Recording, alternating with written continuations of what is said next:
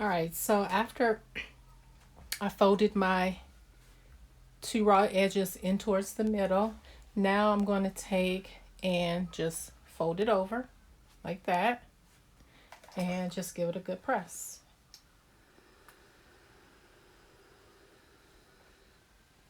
So at this point, you need to press this really, really good because we're not going to sew it down just yet.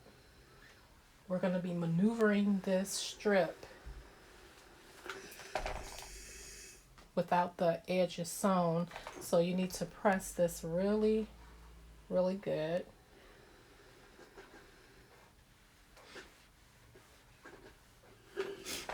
All right, so press it all the way down, and this is what you should have.